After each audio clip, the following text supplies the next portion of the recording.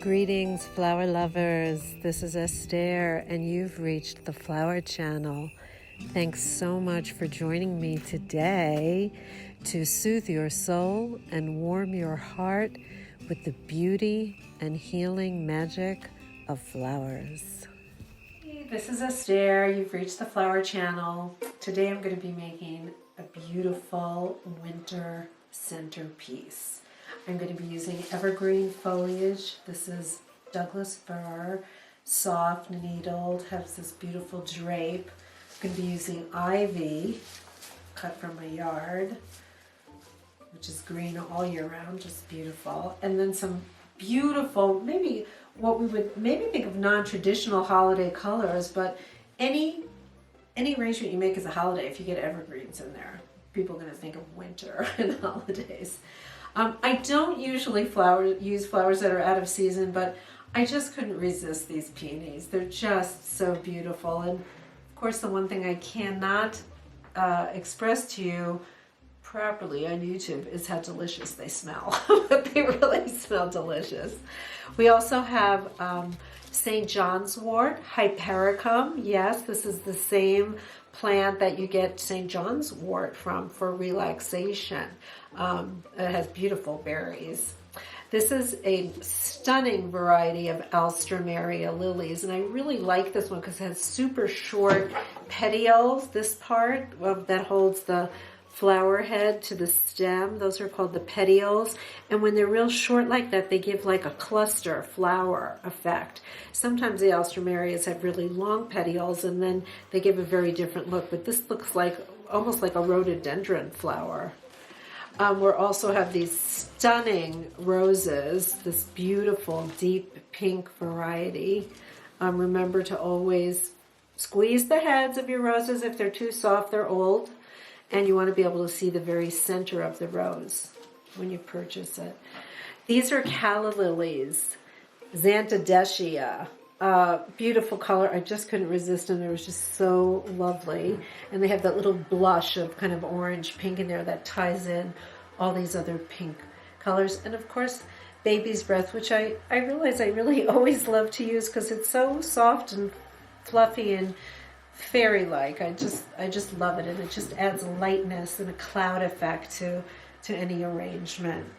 So let's begin by setting the shape for this arrangement. So when you're using evergreens, you want to use this really good snippers. Don't use the scissors because evergreens have a sap that comes out of them. This one not so much, but if you work with evergreens a lot, you'll notice your hands will be covered with sticky sap.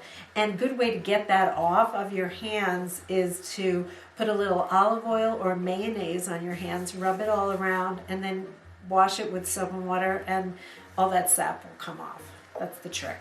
So you want to trim off some of the lower needles that are going to go in the water.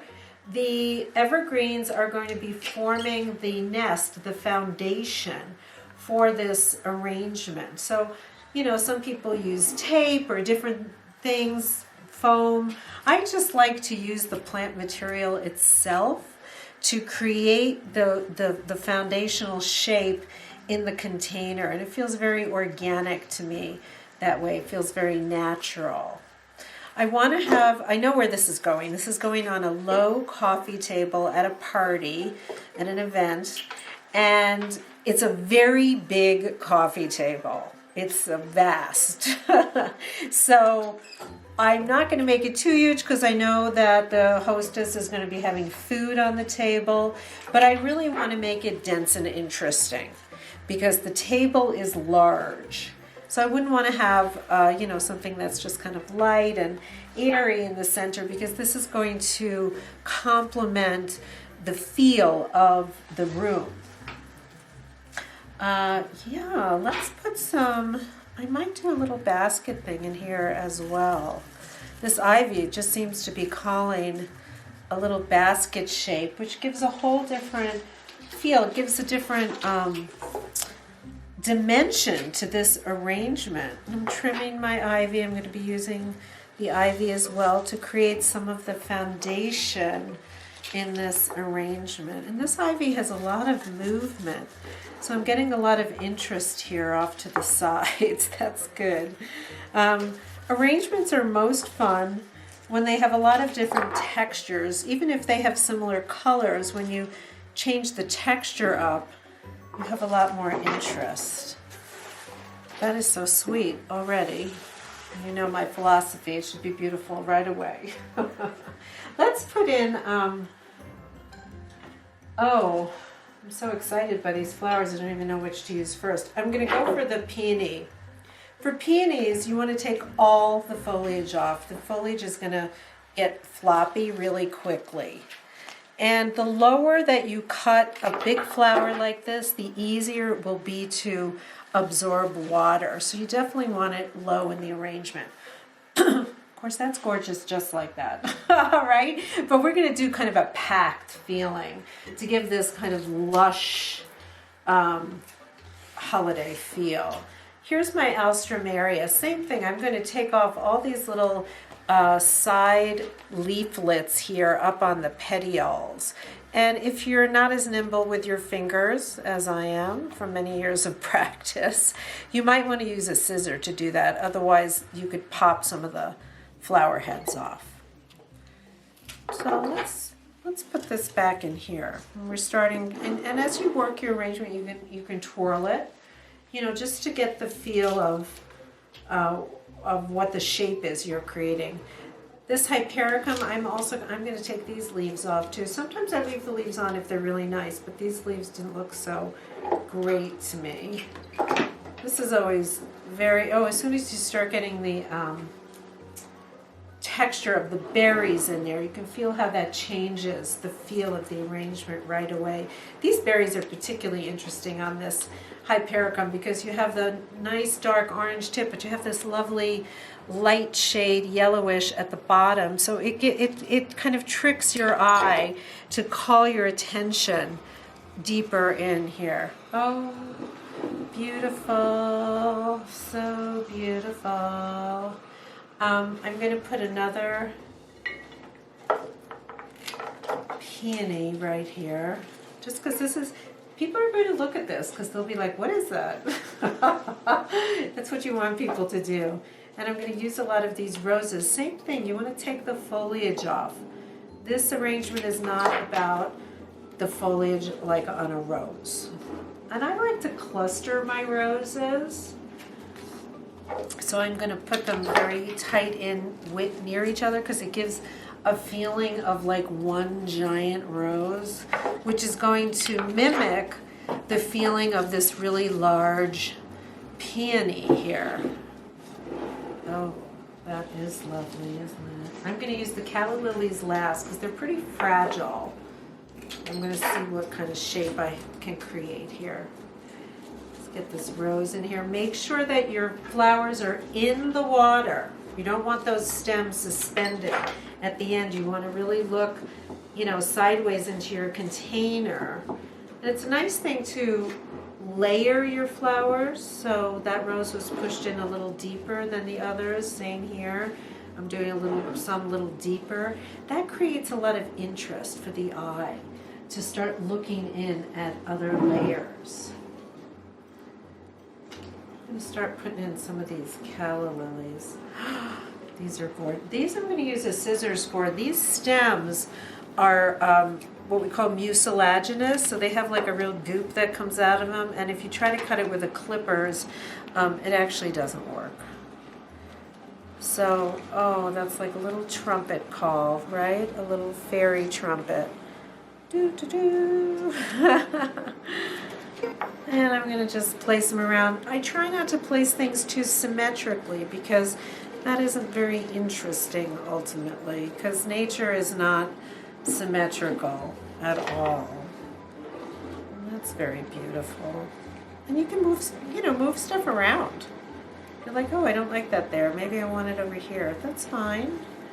Just keep moving stuff around. I think I'm going to put these a little clustered together because it seems like a little more interesting like that, right? To call attention to itself. Okay, let's put some baby's breath in there now. And these I'm also going to use the scissors because these are very tender stems. So when you have tender stems, you can use scissors. You don't have to use clippers. You want to get all the dead stuff off. And I think the baby's breath with the evergreen also gives that wonderful seasonal look. You don't have to put this around symmetrically. You can if you want to give it that kind of look, but it certainly doesn't need it. Let's see what we have here. Put a tiny bit down in here. Oh, and I have one other thing I'd like to put in here, and that is some pine cones. So you might have to I have to get them from outside. Okay, let's see how that's going to look so far. Pine cones, which always give, right, a wonderful, you know, that's winter for sure. And I'm basically just tucking them in. I'm just tucking the pine cones in. You know, if you're not having to travel, if you're not, you know, delivering this somewhere and it's just going on your table, you don't have to worry about securing these with wire or glue or anything. Just tuck them in. Oh, that is so lovely.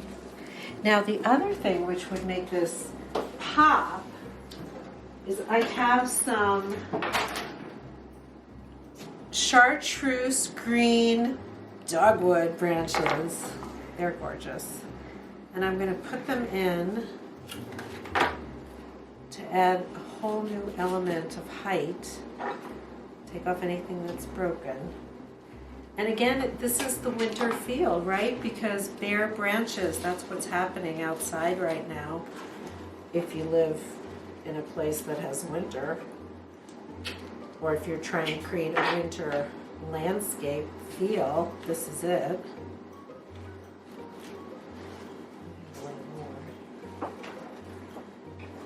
Yeah.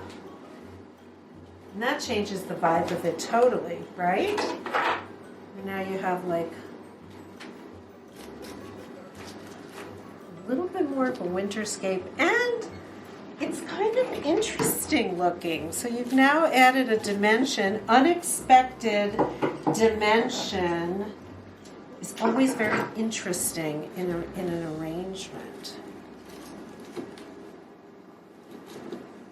Well, that's, oh, and I just remembered that actually the couches in that room are chartreuse colored. So that's going to be really beautiful. So there you have a pretty striking centerpiece for a winter party. Thanks for joining me on the Flower Channel. Bring beauty, love, magic into your life with flowers.